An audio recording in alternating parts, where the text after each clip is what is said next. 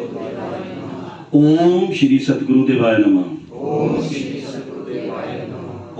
श्री सतगुरुदेवाय नमः। सभी गुरुमुखों को सप्रेम जय सच्चिदानंद जी। सत्यम बोधमयम नर रूप ममलम प्रतीक्षमेव सर्वेश्वरम रत्नमंडित शिशुगुरुमुक्तम श्वेताम्रे शोभितम मुक्तामाल विभूषितम च हृदय सिंहासने संस्थितम भक्तानां वरदं प्रसन्नवदनं श्री सतगुरु नौम्यहम बंधु चरण सरोज गुरु मुद मंगल आगार जे ही सेवत नर होते है भव सागर से पार। सब धरते कागद करूं लेखनी सब बन जाए सात समंदर मसी करूं तो भी गुरु गुण लिखा न जाए। मैं अपराधी जन्म का नख शिख भरा विकार तुम दाता दुख भंजना मेरा करो उद्धार। तुम दाता दुख भंजना मेरी करो संभाल। भक्ति दान मोह दीजिए गुरुदेवन के देव और कछु न चाहिए निस दिन तुम्हारी सेव और कछु न चाहिए हर पल तुम्हारी सेव। गुरु जी को सिर पर राखिए चलिए आज्ञा माही कहे कबीर तिस दास को तीन लोक डर नहीं। मन मंदिर में विराजमान श्री सतगुरु भगवान जी का पावन दर्शन करते हुए अपनी वाणी को अपनी रचना को पवित्र करने के लिए तथा अपने ध्यान को श्री गुरु चरणों में जोड़ने के लिए अपने दोनों हाथ खड़े करते हुए प्रेम सहित ऊंचे स्वर में जय घोष करेंगे। बोलिए जयकार बोल मेरे श्री गुरु महाराज की सच्चे दरबार की परमहंस दयाल जी महाराज की नंगले निवासी भगवान की अंबाला वाले सतगुरु महाराज की धन्यवाद।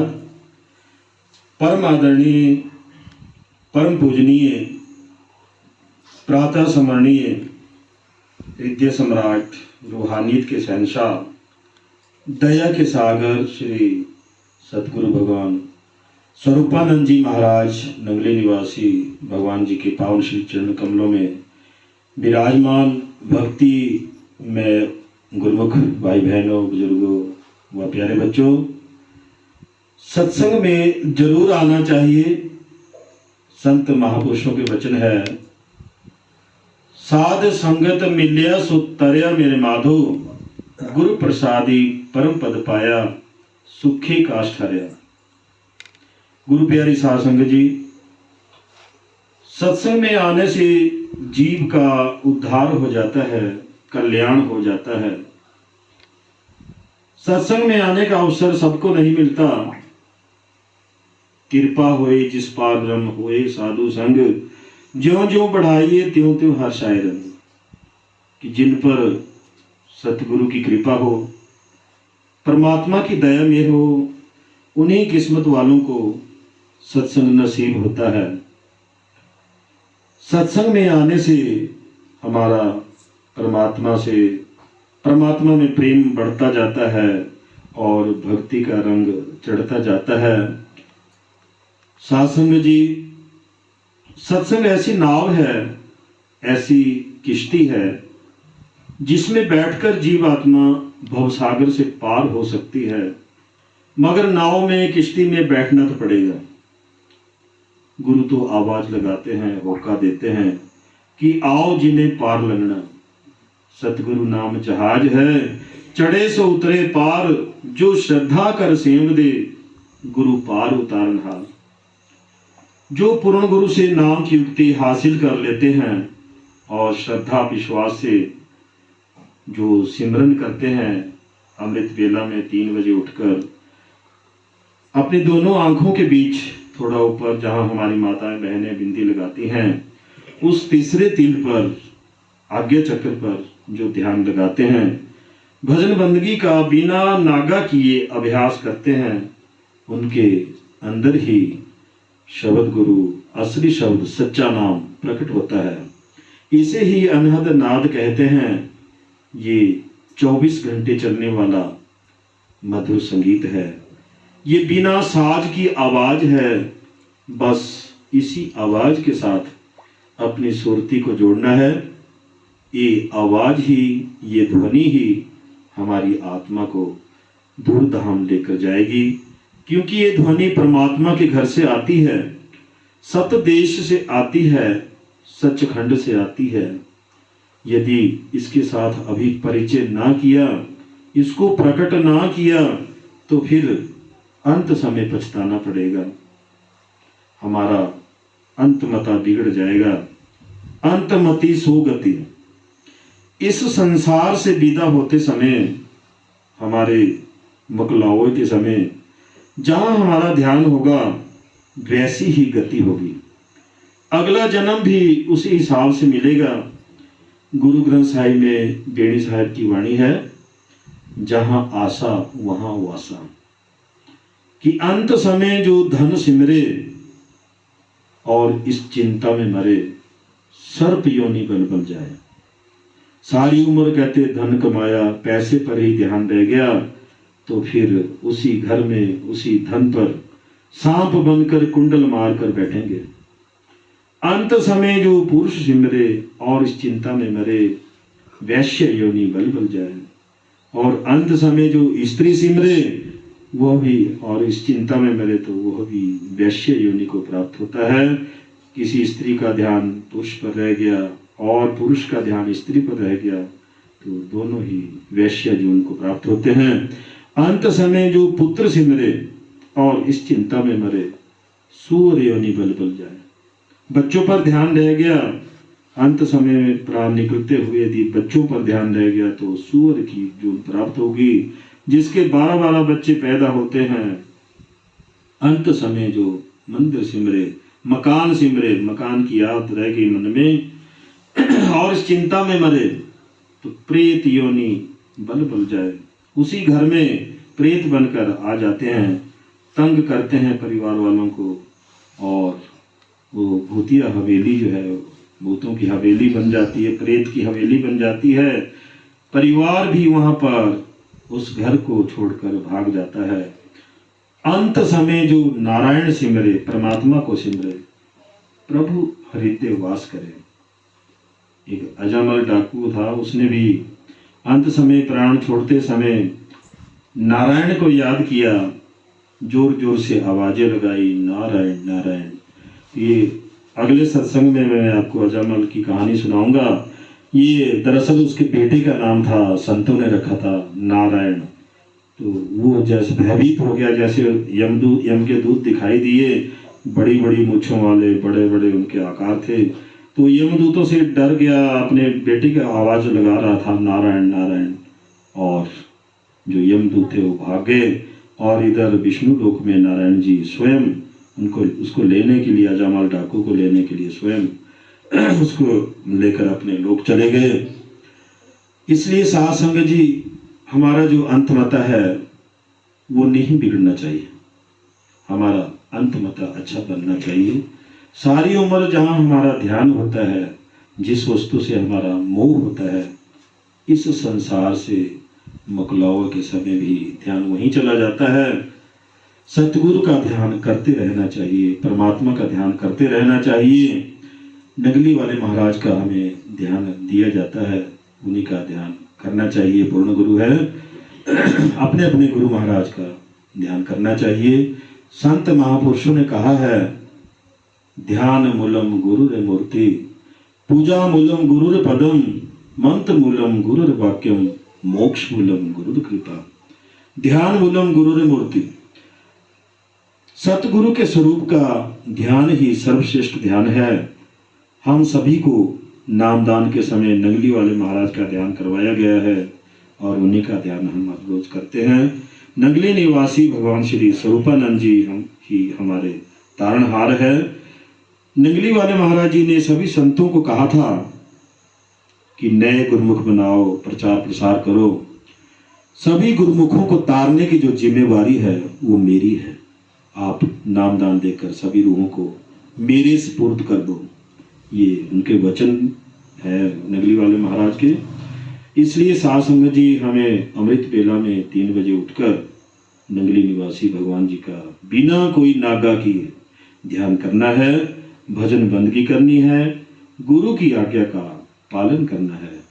पूजा मूलम गुरुर पदम, कि गुरु के चरणों की पूजा करनी चाहिए, क्योंकि गुरु के चरणों में ही भक्ति निवास करती है।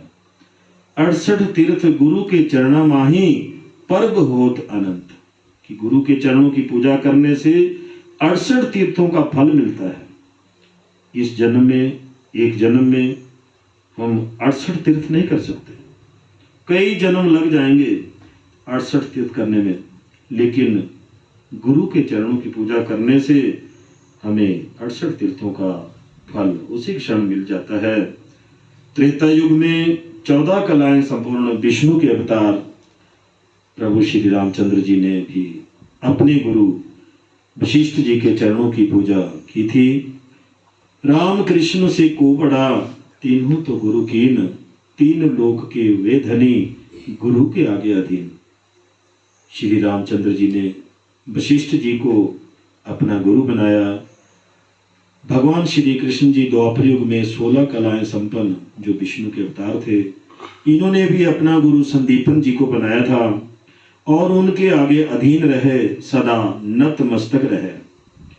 जब श्री रामचंद्र जी को उनके गुरु वशिष्ठ जी के अयोध्या आने का समाचार मिला तो ये फूल पुष्प आदि लेकर दौड़ पड़े, गुरु जी को दंडवत प्रणाम किया, फूल पुष्प से गुरु जी के चरणों की पूजा की। श्री रामचंद्र जी ने उनको राजमहल में सिंहासन पर बैठाया, चरण धुलाए और चरणामृत का पान किया। तो गुरु वशिष्ठ जी ने कहा, हे पुरुषोत्तम श्री राम जी, आप तो 14 कलाएं संपूर्ण है, त्रिलोकी नाथ हैं, गुरु के चरणामृत का पान क्यों किया? तो प्रभु श्री रामचंद्र जी ने उत्तर दिया कि गुरु के चरणों में सारे तीर्थ धाम है, 68 तीर्थ हैं, भक्ति का निवास है, इसलिए सहज ही इन सब का फल प्राप्त हो जाता है। मंत्र मूलम गुरुर वाक्यम, साध संगत जी गुरु द्वारा दिए गए शब्द का निरंतर जाप करना चाहिए। उठत बैठत सोवत ध्याइए, मार्ग चलत हर हर गाइए। सोहंग जाप निरंतर हमारी श्वासों में चल रहा है, बस अपनी श्वासों पर ही ध्यान देना है। सोहंग शब्द विचारो साधो, सोहंग शब्द विचारो। सोहंग शब्द जो हमारी श्वासों में चल रहा है, इस पर विचार करना है। ध्यान की युक्ति हमें अपने अपने गुरु महाराज ने दे रखी है। गुरु की आज्ञा में चलकर बिना कोई नागा किए प्रातः 3 बजे उठकर अमृत बेला संभालना है, भजन बंदगी करनी है, ताकि असली नाम, सच्चा नाम हमारे अंतर में प्रकट हो जाए। जैसे कि जो विद्या रूपी जो धन है वो हमारे सबके अंदर सुप्तावस्था में होता है, ठीक वैसे ही सच्चे नाम की जो दौलत है, सच्चे नाम का जो खजाना है, वो हमारे अंदर इस शरीर रूपी संदूक में बंद है, ताला लगा हुआ है। और इस ताले की नाम रूपी जो चाबी है, ताला खोलने की जो युक्ति है, वो हमें अपने अपने श्री गुरु महाराज जी ने दे रखी है। और उन्होंने बता रखा है कि कैसे आज्ञा चक्कर पर ध्यान लगाना है, वज्र कपाट को खोलना है। साध संगत जी, काल निरंजन ने हमारी आत्मा को कैद कर रखा है, मन और आत्मा की गांठ बंधी हुई है, जड़ और चेतन की गांठ बंधी हुई है। ध्यान भजन बंदगी से इस गांठ को खोलना है, ताकि हमारी आत्मा मन के चंगुल से स्वतंत्र हो सके, आत्मा मुक्त हो सके। मोक्ष मूलम गुरु कृपा। साध संगत जी, पिछले जन्मों जन्मों के पुण्य प्रकट होने पर तथा 84 लाख योनियों के भुगतान के बाद ये मनुष्य चोला मिलता है।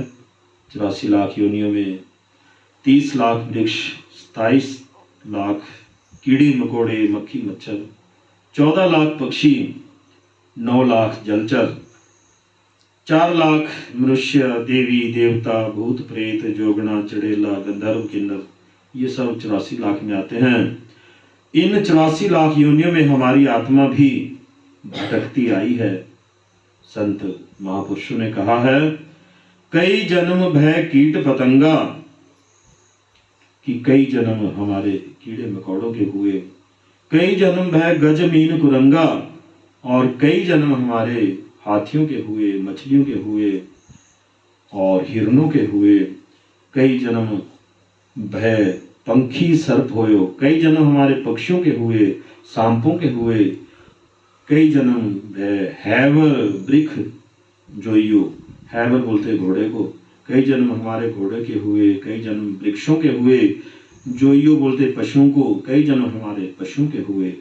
मिल जगदीश मिलन की यही तेरी बरिया, चिरंकाल यह दे संजरिया, कि परमात्मा से मिलने के लिए यह मौका मिला है। लंबे समय से मनुष्य चोले का इंतजार था। साध संगत जी, मनुष्य चोला मिलना बड़ा कठिन है।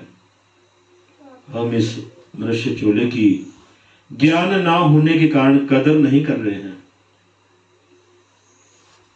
कबीर मानुष जन्म दुर्लभ है, होई न बारे बार, ज्यों वन फल पाके भुई गिरी बहुरी न लागे डार, कि जैसे वृक्ष से फल पककर गिर जाता है तो दोबारा उस टहनी से नहीं जुड़ता, ठीक इसी तरह से अभी ये मनुष्य जन्म मिला है, पता नहीं फिर मिलेगा या नहीं। अब जो मिला है फिर ना मिलेगा, कभी नहीं रे। मनुष्य जन्म अनमोल रे, इसे मिट्टी में मत रोल रे, अब जो मिला है फिर ना मिलेगा, कभी नहीं। साध संगत जी, मनुष्य जून सिरमौर जून है, सुपीरियर से भी सुपीरियर चोला है, टॉप ऑफ द क्रिएशन है, सृष्टि का सरताज है, मोक्ष के द्वार पर हम पहुंचे हैं। ये मनुष्य शरीर भवसागर पार करने के लिए किश्ती है, इसका फायदा उठाओ। 184 जून सवाई, मानस को प्रभु दी बढ़ियाई, इस बॉडी से जो नर चुके, आई जाई दुख पाईदा। साध संगत जी, हम मुक्ति के द्वार के नजदीक हैं, लास्ट पायदान पर है, अंतिम सीढ़ी पर है, पहुंच चुके हैं। परमात्मा ने एक मौका दिया है, एक गोल्डन चांस दिया है।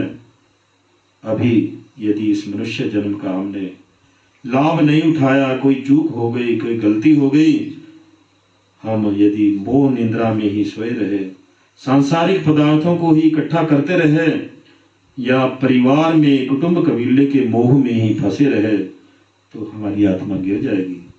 मतलब अधम योनियों में, नीच योनियों में जन्म होगा। बैल, कुत्ता, सर्प, सियार तथा गंदगी के कीड़े, विष्ठा के कीड़े की जोत प्राप्त होगी। और 84 का जन्म मरण का जो आवागमन है कभी खत्म नहीं होगा। 8 करोड़ 40 लाख साल की सजा मिलेगी। संत महापुरुष समझाते हैं, भई प्राप्त मनुख देहरिया, गोविंद मिलन की यही तेरी बरिया, अवर काज तेरे कितने काम, मिल साध संगत भज केवल नाम। साध संगत जी, मनुष्य देह जो हमें प्राप्त हुई है, ये गोविंद अर्थात परमात्मा से मिलने का सुअवसर मिला है। एक सुनहरी अवसर मिला है, मौका मिला है। 84 लाख योनियों में भटकने के बाद ये मनुष्य जीवन हमें प्राप्त हुआ है। इस देही को लोचे देव, सो देही भज हर किसे, कि देवी देवता भी इस देह को तरसते हैं। इसलिए नाम की कमाई करो, परमात्मा को याद करो। बड़े भाग मनुष्य तन पाया, सुर दुर्लभ सब ग्रंथन गाया, साधन धाम मोक्ष का द्वारा, पाया न जेहि परलोक सुधारा। साध संगत जी, मोक्ष के लिए 4 जन्म लग जाते हैं। पहले जन्म में भक्ति मिलती है, दूसरे जन्म में नामदान मिलता है, तीसरे जन्म में मुक्ति मिलती है, और चौथे जन्म में जीवात्मा अपने निज धाम पहुंचती है। मोक्ष मूलम गुरु कृपा, यदि सतगुरु कृपा करे तो इस जन्म में ही, एक जन्म में ही मोक्ष की प्राप्ति हो सकती है। 3 लोक 9 खंड में, गुरु से बड़ा ना कोई, करता कर ना सके, गुरु कहे सो होए। गुरु का दर्जा सबसे ऊंचा है। जिस काम को ब्रह्मा भी नहीं कर सकते, गुरु उसको कर सकते हैं, कर दिखलाते हैं। इसलिए गुरु की सेवा करो। गुरु की सेवा क्या है? गुरु द्वारा नाम दीक्षा के समय जो सिमरन के लिए जो शब्द दिया जाता है, उस शब्द का सिमरन करो। बिना कोई नागा किए ध्यान लगाओ, भजन बंदगी करो। और यदि लगातार अभ्यास से, नाम सिमरन से हमारे अंदर सच्चा नाम यदि प्रकट हो जाए, तो साध संगत जी, यही गुरु की सच्ची सेवा है। संगत की सेवा करना भी गुरु की सेवा है, क्योंकि गुरु 20 विश्व, संगत 21 विश्व। इसलिए जब कभी मौका मिले तो संगत की भी सेवा करनी चाहिए। सेवा करने से, नाम की कमाई करने से काम, क्रोध, लोभ, मोह, अहंकार, इसकी अग्नि शांत हो जाती है। ये सारे शत्रु जो है हमारे मित्र बन जाते हैं और किसी को नुकसान नहीं पहुंचाते। ध्यान में, भजन बंदगी में मन लगता है। ईर्ष्या, द्वेष, चुगली, निंदा, इन सभी से हम बचे रहते हैं। मन हमारा चंचल है, इसको सिमरन के डंडे से बांध कर रखना है। सारे संकल्प विकल्प मन में ही उठते हैं। मन को सिमरन में लगाओ, भजन बंदगी में लगाओ, इसको नाम का रस पिलाओ, तभी काबू में आता है। कोटि जतन से ये ना माने, धुन सुन मन समझाई। सुरत शब्द की होए कमाई, तब मन कुछ ठहराई। कि करोड़ों जतन करने से भी मन काबू में नहीं होता। लेकिन यदि इसे नाम का अमृत पीने का चस्का पड़ जाए, नाम की ध्वनि का संगीत सुनने में इसको आनंद आने लगे और हमारी सुरती शब्द से जुड़ जाए, तब ये मन ठहर जाता है। जैसे दौड़ते हुए हिरण को अचानक संगीत सुनाई दे तो एकदम रुक जाता है। इसलिए मन को वश में करने के लिए नाम की लज्जत दो, नाम का रसपान कराओ। मन की बात ना सुनो, मन के मत्ते ना चलिए। मन के मत्ते अनेक, मन के मत्ते मर गए मुल्ला काजी शेख। कि मन की बात मानने से बड़े बड़े फकीर अपने रास्ते से भटक गए। मन को सिमरन में लगाओ। सिमरन से सुख होत है, सिमरन से दुख जाए। कहे कबीर सिमरन किए साईं में समाए। सदगुरु कबीर साहब जी समझाते हैं कि यदि सुखी होना चाहते हो तो सिमरन करो, नाम की कमाई करो। गुरु द्वारा दिए गए महामंत्र को श्वासों में चलाओ। ये कोई साधारण शब्द नहीं है, ये महामंत्र है। सोहंग महामंत्र का इतिहास आपको बताऊं, भगवान शंकर जी भी इसी का जाप करते हैं। यही महामंत्र शंकर जी ने भगवान विष्णु को दिया। भगवान विष्णु जी ने यह महामंत्र ब्रह्मा जी को दिया। ब्रह्मा जी ने यह मंत्र जो है ब्रह्म ऋषि वशिष्ठ जी को दिया और गुरु वशिष्ठ जी ने यह महामंत्र श्री रामचंद्र जी को दिया। रामचंद्र जी ने यह मंत्र शक्ति ऋषि को दिया। शक्ति ऋषि ने यह मंत्र पराशर ऋषि को दिया। पराशर ऋषि ने यह महामंत्र जो है महर्षि वेद व्यास जी को दिया। वेद व्यास जी ने सुखदेव जी को ये मंत्र दिया। सुखदेव मुनि जी ने ये महामंत्र जो है गौड़ पादाचार्य जी को दिया। गौड़ पादाचार्य जी ने गोविंद भगत पादाचार्य जी को ये महामंत्र दिया। गोविंद भगवत पादाचार्य जी ने श्री आदि शंकराचार्य जी को ये महामंत्र दिया, उनको अपना शिष्य बनाया। और श्री आदि शंकराचार्य जी ने 4 शिष्य बनाए और इन 4 शिष्यों ने 10,000 शिष्य बनाए। इन्हीं 10,000 शिष्यों में आनंदपुरी जी महाराज हुए, जिन्होंने अपना शिष्य जो है हमारी प्रथम पातशाही परमहंस दयाल जी को बनाया। और परमहंस दयाल जी महाराज जी ने अपना शिष्य स्वरूपानंद जी महाराज, जिनको हम नगरी वाले भगवान बोलते हैं, नगरी निवासी भगवान बोलते हैं, उनको अपना शिष्य बनाया। और नगरी निवासी भगवान जी ने अम्बाला वाले जो महाराज है संतोष दर्शनानंद जी, इनको ये मंत्र दिया। और इनसे ये मंत्र जो है आगे आप हमारे सब तक, हम तक, सब तक पहुंचा है। मस्सीवाल महाराज जी से हमने भी नाम दीक्षा ली है, तो उनसे ये मंत्र हमारे तक पहुंचा है। और इस सेंटर में मैं बताना चाहूँगा आपको कि 350 के आसपास नामदान मस्सीवाल वाले स्वामी शर्मानंदपुरी जी से ले चुके हैं। साथ में जी गुरु नानक जी ने इस शरीर को हरि का मंदिर कहा है। हर मंदिर ये शरीर है, ज्ञान रत्न प्रकट हुए, सभी देवी देवताओं का इसमें वास है। प्रथम पातशाही परमहंस दयाल जी के गुरु पूज्यपाद श्री श्री 1008 अनंतपुरी जी महाराज जब दयाल जी को नाम दीक्षा दे रहे थे तो उन्होंने कहा कि मैं तुम्हें परा विद्या, परावाणी, आत्म ज्ञान, ब्रह्म ज्ञान देने जा रहा हूँ, जिसके माध्यम से चित्त वृत्तियों पर नियंत्रण करते हुए 6 चक्रों को पार करेंगे। 6 चक्र इस प्रकार है।